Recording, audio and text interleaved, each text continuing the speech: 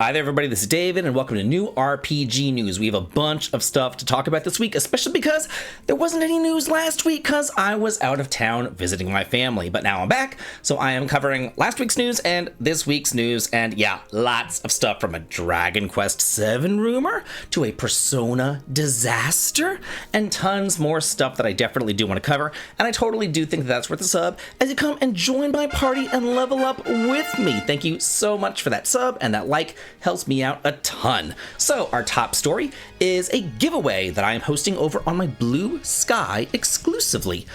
So yeah, this is the Ys 8 hardcover novel Lacrimosa of Donna, signed by the author. So if you want to go ahead and enter this to win, right now there's only 18 people entered, so you have a pretty good chance of winning. I will include a link below if you want to go ahead and do this, so you can get this really cool frickin' novel. Nothing gets me going quite like a great rumor, especially one about Dragon Quest, and especially one about one of my favorite entries in the Dragon Quest series. Square Enix is reportedly developing a Dragon Quest VII Fragments of the Forgotten Past remake.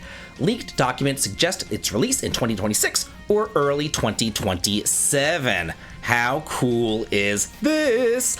Although, I've got to say, it just doesn't make a whole lot of... I made a whole video on this the other day, actually, when this first came out, and it doesn't make a whole lot of sense to me, as far as I'm concerned, because they're doing the Erdrick trilogy, then it just makes sense to do the Xenogears trilogy, so why they're skipping Xenogears trilogy and then doing this one is beyond me. Although, I will say this. There was a game called Dragon Quest Caravan Heart, came out in the Game Boy Advance back in the day. It only came out in Japan, and it wasn't exactly the best Dragon Quest game ever. I liked it. It was a monstrous spin-off. Anyway, it starred Kiefer of Dragon Quest VII fame, and it also took place in the world of Dragon Quest II. So that could be the reason why they're doing Dragon Quest VII, or why this rumor might have some sort of credence, because they're saying, okay, well, you know, Dragon Quest II came out at the, you know, that was the last one of the Erdrick trilogy, so then we're going to remake 7 because it kind of ties in because of Caravan Heart, because of Kiefer, although Kiefer went through a time gate and then got sent back to the world of Dragon Quest II, so I don't know. Anyway, it doesn't make any sense to me. I'm just trying to, like, spitball here as to why they might do this, but again, it is a rumor, so take it with a grain of salt. We don't know if it's true. I don't think it's true, but it just doesn't make any sense to me. So yeah, it says right here, interestingly, while other remakes have been specified marked as an HD 2D remake, this is not the case here, suggesting that this time this will be more than just a graphical overhaul or a reskinned remaster. Exactly what that will entail, we are not sure though. I've got to say this, Dragon Quest VII is long. We're talking like 200 frickin' hours long. So I don't think that an HD 2D remake would work in today's day and age with very short attention spans. Thank TikTok. So yeah, they might remake it and they might streamline it a bit more. In a remake, one thing that I would love to see would be them to, first of all, use the 3DS version of the game. Second of all, streamline it a bit so it's, you know, just quicker. But third of all, put the Dharma Temple Island much closer up, you know what I'm saying? So that you get access to the jobs maybe after 5 hours instead of 25 hours. That would be kind of nice, I've gotta say. You know, just kind of like move that little island around there. So yeah, again, we don't know if this is true or not. We don't know, but I'm just reporting on it. Atelier Rise, a Secret Trilogy Deluxe Pack announced for the PS5, Switch 2, PS4, Switch, and PC, due out sometime this year. This is going to include Atelier Rise 1, 2, and 3, and I've got to say, if the past is anything to go by, these things sell out very quickly. They also go for like $100, but it's also 3 full games together too. So yeah, if you want to get on this, get while the getting's good. I checked, I didn't see anything for pre-order though.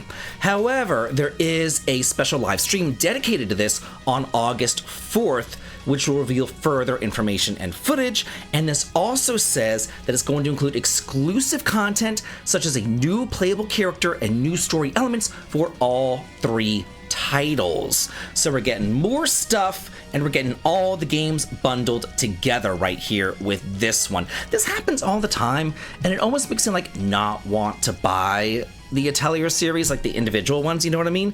And then just wait for the inevitable triple pack that always seems to come out, but I can't help myself. I have impulse control problems. Hyperdimension Neptunia Rebirth trilogy for the PS4 launches on September 30th in the West. We finally have a release date for this. This is going to include Hyperdimension Neptunia Rebirth 1, Rebirth 2 Sisters Generation, and Rebirth 3 5 Generation. It'll launch both physically and digitally in North America and Europe. Again, this is the one that was originally planned to come out for the PS4 and then the Switch, but then the Switch one was canceled because of family friendliness or whatever, even though there's like hentai on the eShop, so I don't really get it, but it's also available over on PlayAsia for the Switch if you do want it there.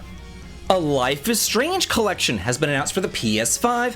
5 different games for $60. This would be a good way to get into this series. Pre-orders are available right now via the Square Enix store. It includes the following games as well as their downloadable content: Life is Strange Remastered, Life is Strange Before the Storm Remastered, Life is Strange 2, the True Colors Deluxe Edition, the Double Exposure Ultimate Edition as well. And it says, over 5 cinematic emotional adventures, you'll rewind time as Max Caulfield and uncover the secrets of Arcadia Bay with Chloe Price, and take a road trip with Sean Diaz and his telekinetic brother Daniel. Find a new home with psychic empath Alex Chen, and return to Max to solve murder across 2 different timelines. The box set includes a disc with all those different games and associated downloaded content and pre-order items as well. So if you want to get into this series, this is the time. Eden Zero and Fairy Tail 100 Years Quest collaboration has been announced. So Eden Zero just came out this week. I played the demo and I really enjoyed whatever I played. I thought it was a lot of fun. I watched the first episode of the anime, which wasn't terrible or anything. Just kind of like get myself accustomed to what the game was all about before I played it. And it seemed to follow the anime pretty closely, at least, the first 30 minutes of the game followed the first show, but anyway. It says, an all-new playable quest, mysterious organization story. Players will encounter characters from Fairy Tail 100 Years Quest, including Natsu, Lucy, and Happy, for never-before-seen crossover stories. By completing the quest, players can unlock Natsu's equipment for male characters such as Shiki, and Lucy's outfit for female characters such as Rebecca. This collaboration brings together characters from both series in a way that cannot be seen in the original manga or anime, offering fans a unique opportunity to experience their worlds side by side. Additionally, players can take on new challenges featuring original characters designed by Hiro Mashima exclusively for this game, with the lore of Eden Zero with new allies, foes, and surprises. And also, if you are looking to grab Eden Zero, it is available right here on Amazon. I will include a link below for purchase. Some other games that came out this week are Dragon Ball Z Kakarot Daima Edition, which is coming about from Bandai Namco. They did a showcase a couple of weeks ago, and I went over this game right there. And basically, it is the original Dragon Ball Z Kakarot game plus a voucher for this new DLC, Adventure Through the Demo Realm Pack, it says. It invites you to relive the thrilling adventures of Goku, Minnie, and his friends Glorio, Shin, and Pansy? Is that right? I don't know. I never watched Dragon Ball Z. I have no idea. It says, traverse fields and maps that faithfully recreate the stunning world of the anime series Dragon Ball Daima. Walk through the intricate landscapes of the demon world, meet new friends, fight new enemies, and discover new mysteries. Experience battles as they are depicted in the anime, utilizing new techniques with the power of a pole. Leverage the Medibug to get various effects. So yeah, make sure to check this one out if you like Dragon Ball. Another new game that released this week, and it was also in that same showcase, is Shadow Labyrinth, the Nintendo Switch Secret Edition right here. This is like that Pac-Man game, but it's like Metroidvania. It's like a new take on Pac-Man or whatever. So if you order this was $60 on Amazon, include links below to purchase. If you want this kind of Metroidvania type of game, it has an original arcade sound effects, some digital deluxe content such as a digital art book and digital soundtrack as well. The enamel pin set right there, a double-sided map and poster, a blacklight keychain, iridescent stickers, and glow-in-the-dark stickers, as well as a booklet case with UV reflective paint Huh, the whole thing's about like glowing in the dark and all that. That's kind of neat, actually. I thought it might be fun to do like a little feature of games that are like coming out, you know, this week or whatever, games that you might miss or whatever, things like that. That's why I'm going over all these games right now. And another one is Donkey Kong Bonanza, which is not an RPG, but I don't care. This is my channel and this is my news show. Get over it. I played Donkey Kong Country back on the SNES back in the day whenever I was a teenager, and I really enjoyed it. I like Donkey Kong Country 1, 2, 3, all those games with like Dixie Kong, the one with the little baby or whatever. It was a whole lot of fun, and I know that people still like Donkey Kong, so if you got a Switch 2 and you like Donkey Kong 2, be sure to check this one out. Not coming out this week, in fact it's coming out September the 19th, Trails in the Sky First Chapter is available, and the reason why I'm bringing this one up is because every single time that I look at it, it's like out of stock. So I looked at it today and it was in stock, so I'm like, okay, I might as well bring this up because literally it's always out of stock. So now it's in stock, so be sure to get it while the getting's good. This collector's edition for Wandering Village was just announced. It's a little bit pricey at $150, but it's really freaking cool. Let's take a look at it. You get the game, you get this massive collector's edition box, you get a washi sticker sheet, a soundtrack downloadable card, a 5-inch Onbu succulent pot. I guess you could put like a cactus in there or something. That's kind of neat. Wooden pin set, a cloth poster, an art book, a rubber keychain, and some postcards. So what is the Wandering Village? It says, in a world where mysterious plants are spreading all over the earth, emitting toxic spores as they grow, one small group of survivors seeks shelter on the back of a giant wandering creature that they call Onbu. Kind of reminds me of like Xenoblade 2. That's kind of neat. Become their leader, build their settlement, and form a symbiotic relationship with Onbu to survive together in this hostile yet beautiful post-apocalyptic world. New to this release is an all-new story mode. Let Onbu take you on an epic journey as you learn more about the world and its inhabitants. Meet a cast of memorable characters, each doing their best to survive in the wilds. Will you persevere and uncover the source of the infestation? So it says that this is a pre-order item and not expected to ship until Q1 of next year, but it looks really freaking neat. Atelier Again, The Red Alchemist, and The White Guardian has a system introduction trailer and screenshots. It says synthesize, explore, battle, and manage the town and the shop. Remember, this is not the mobile game. The mobile game failed miserably. So this is a console game. Hey, awesome. Love to see it. Love to see it. I'm so catty. Anyway, it says, this makes the upcoming title a completely new entry in the series and not a spin-off or a port. Well, the two titles share the same universe and timeline. They're talking about the mobile entry. The upcoming new Atelier Again title takes place after the Weltex is defeated and introduces players to a new story occurring in parallel with Atelier Again, where players follows the adventures of, Rius Adrius and Slade Klausleiter as they explore the Lantarna continent. In their quest, they'll encounter new and familiar characters from the past Atelier titles, such as fan-favorite alchemist Ryza, her friend Claudia from the Secret series, and Aisha from the Dusk series. These characters will interact with Rius and Slade to help progress through the story. The two main protagonists will engage in turn-based combat against various opponents, while influencing the order of action turns to make the most of their team members' skills. So this is turn-based combat right here. Oh, okay, cool. Yeah, okay, neat. We get to see like past heroes and all that kind of stuff. I'm liking this. I really like the Atelier series. I really do. And I cannot wait for this one. Oh, that's, I think that's Rorona? Or no, that's Totori. Yeah, they all look the same. I don't know, the time limit girls that, they're very shiny. I don't know. Anyway, this one is available for pre-order right now on Amazon. I'll include a link to that as well. Star Ocean meets Xenogears? Yes, please. The Starbites for the PS5, Xbox, and Switch launches October the 16th over in Japan, but it will be available also in English. It says that a Western PC release is also planned, but they don't know what the release date is. The release date is only set for the console versions in Japan. The release timing for the West will be announced at a later date. So, it says, the Starbites is a classic science fiction RPG set in a futuristic space era. The planet Bitter, okay, great name, has been ravaged by the aftermath of a galactic war, but Lukita, the protagonist, and her friends live a bright and cheerful life in Delight City, of course. The planet is bitter, but they live in Delight City. Yeah, Their only sanctuary. A journey into the cheerful dystopia. What? Why is the dystopian cheerful? I don't know. Anyway, but the secrets hidden on planet Bitter and the thrilling mech battles are anything but lighthearted.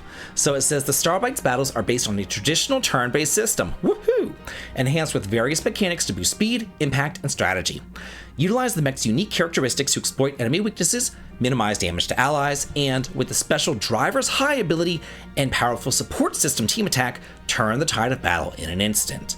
The thrill of seeing your strategic choices come to life in dynamic and spectacular battle sequences is at the heart of the turn-based combat. Love what I'm seeing here. Do y'all remember Mato Anomalies? It came out, I don't know, 3-something years ago. It was kind of like Persona meets Detective Noir 1920s sort of vibey sort of thing. Anyway, it's getting a prequel called Mato Fragments announced for the PC due out sometime this year. It says, as a prelude to the Mato series storyline, Mato Fragments includes the origins of Neo City, a stylish metropolis populated by different cultures, timelines, and technologies. However, a plot lurks in the scheming depths of the city that threatens to overthrow the fragile peace of the city.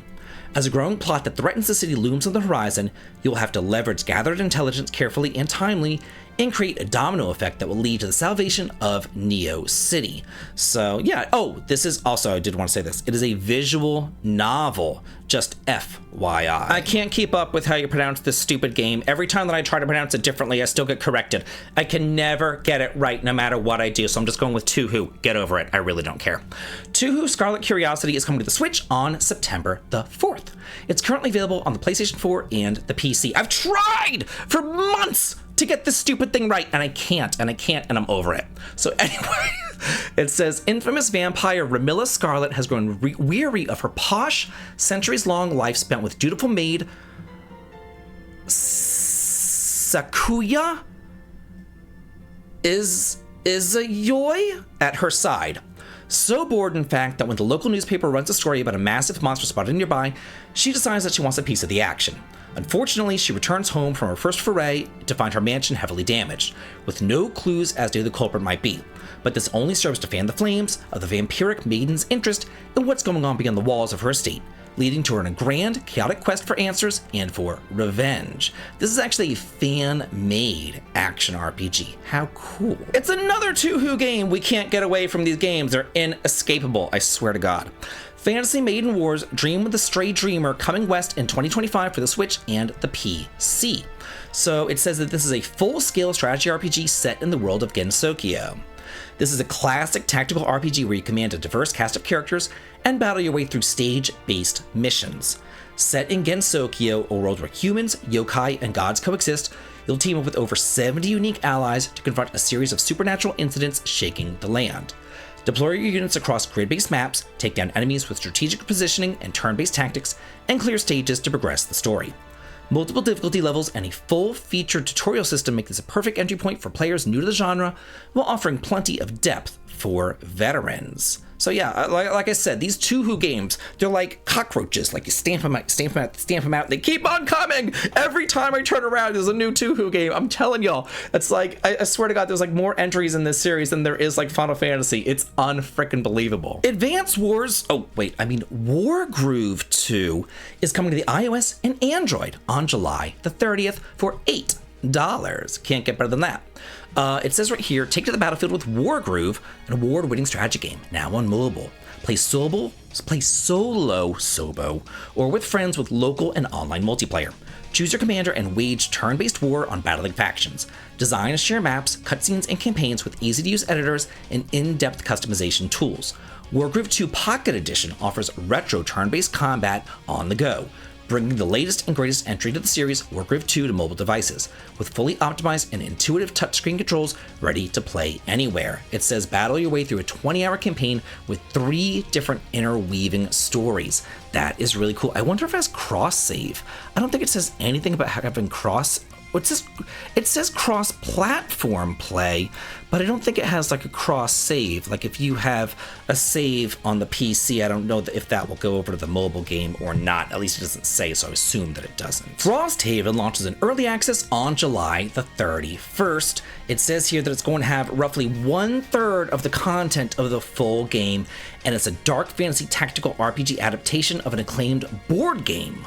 And it will leave early access for the PC via Steam for $40. It says single player and online co-op multiplayer modes along with NVIDIA GeForce Now support, I don't know what that is, 8 unique characters including 6 starting characters and 2 unlockable characters, more than 40 quests, including in-depth tutorial missions and more than 100 choice-driven events, as well as the ability for players to build their own outpost by constructing buildings and completing events, which will lead to unlocking new game features. So if you're a fan of turn-based tactical combat or this board game that I've never heard of, then I don't do a lot of board games. I do like Settlers of Catan, I don't know, sue me, whatever. If you're a fan of that, be sure to check this one out.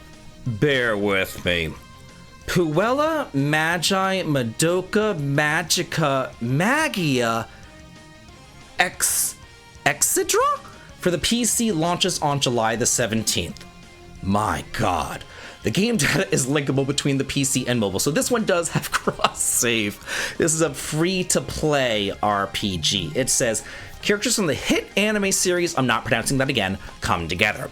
Featuring an all-new story setting and characters from the original ideas of, oh god, Geikidan Inu Kuri Doro Inu, experience the action alongside magical girl memories in this battle RPG. It wouldn't be a new RPG news episode without me struggle busting through something. Just so happens to be a gacha game this time, not a visual novel. Shocking, I know. Now go, unveil the memories of these magical girls. A place where memories of magical girls illuminate the dark. The lighthouse. Now a girl who's lost everything has wandered into a sanctum. Who am I? How did I get here? She will relive the key moments of countless magical girls by opening windows into their memories, trusting that one day she'll find her own lost light of remembrance. So if you're a fan of this impronounceable anime, be sure to check this one out. Jelly Troops launches on September the 18th. Apparently it's going to be playable at 8-Bit Summit on the 13th. It says it's a lightning-fast, pick-up-and-play real-time strategy game. An online action real-time strategy game where the tide can turn in a flash. Fight exciting battles where you recruit golems to battle your opponent's slimes, cleverly redirect their slimes with walls, or sneakily steal their flag to make a dramatic comeback. Unlike traditional real-time strategy games, Jelly Troops does not have complex units or resource management, so anybody can pick it up and play. Every battle is different. Should you get more slimes, capture the flag, or send your guardians to punish your opponent, it's up to you. Now in news of the dumpster fire, I was really debating on even including this story in here because I just don't want to give any publicity to it at all, but I also want people to know how much I hate this and how much I want this to die in a frickin' fire. Summer Road is coming out. It's a hack and slash item management RPG due out in 2025. Doesn't sound so bad so far, does it? Just wait. Summer Road is a 10-minute RPG. Yeah. It is an auto AI generated RPG that specializes only in hack and slash item management. The 3 main characters move and fight automatically by AI. Each character moves around by AI, and players just watch over them as the game progresses. Do you even play this? Like, what is this? The objective of the game is to go east in a single-minded pursuit of the mysterious light that has fallen to the far east. So basically, for 10 minutes, you're just watching your guys walk east? Each play is expected to last about 10 minutes, and the outcome of the adventure will depend on random events along the way. Great, random. We all know how much I love that. Party building and route selection. Oh, you mean you actually get to select a route? I thought that AI would just select it for you. And also, I have to say this. Hey kids, you like baseball? I love baseball. I hate baseball. What's baseball? Like, how dumb are you? You don't know what baseball is, you moron? Like, this is so stupid. Like, even the dialogue that you see here is awful. The game looks awful. And it's awful. It's just awful. It's just awful. die in a fricking fire. And in our final story of the day, we have yet another gacha game crashing and burning, just as God intended. End of service speedrun. Persona 5's latest spin-off becomes the worst rated Atlas game on Steam as reviews plummet over gacha that's even more aggressive in the global version. Some feel that Western players are getting treated like trash compared to the other players in the East. It says, despite having the best launch out of all the Persona 5 games on Steam, this one seems to be falling out of favor. Just a couple of weeks since the spin-off's global launch, it's become the worst reviewed Atlas game over on Steam. It says only 57% of its reviews are positive, with a huge spike of negative reviews hitting the JRPG earlier this week. Why? Stupid decisions as usual, thanks gacha. Well, this follows a recent developer stream covering the game's 1.1 update, in which it was revealed to minimize the gap in gameplay experiences between the Japan and Western regions and earlier releases in China and Asian regions. They're working to deliver updates and main story content at a faster pace. As part of this effort, they'll also make an adjustment to the release of events and Phantom Idols, as well as game balance. So that sounds pretty good. Like, this came out in China like years before it ever hit the West. So like, oh, we just want to like, get you guys caught up to speed with the Chinese player base. Well, okay, that sounds good in theory, but what actually happened in practice is something else entirely.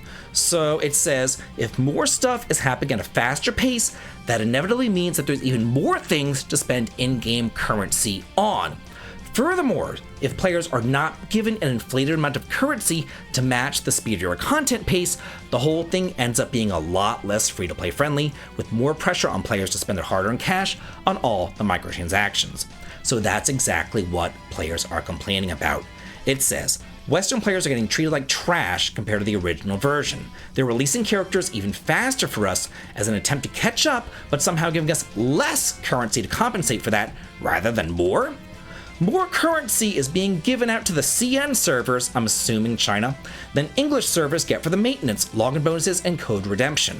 So while the developers are accelerating character releases in our version to supposedly help catch us up, they're paradoxically reducing the amount of in-game currency that we receive, which makes absolutely no sense. So yeah, this could have been something that could have worked out in theory, but it just didn't. So hopefully they fix this, or they increase the amount of in-game currency, or whatever. Hopefully, honestly, they just scrap the gacha and make this a console experience. That would be great as far as I'm concerned. This would be great on the Switch, That'd be kind of cool, but I doubt that would ever happen. Anyway, that's it for me. Thank you so much for tuning in for the new RPG news. I love hanging out with y'all every single week doing this. It's a whole lot of fun. Let me know what your favorite stories are. Be sure to pick up some of these great games that are on sale, and have a good day.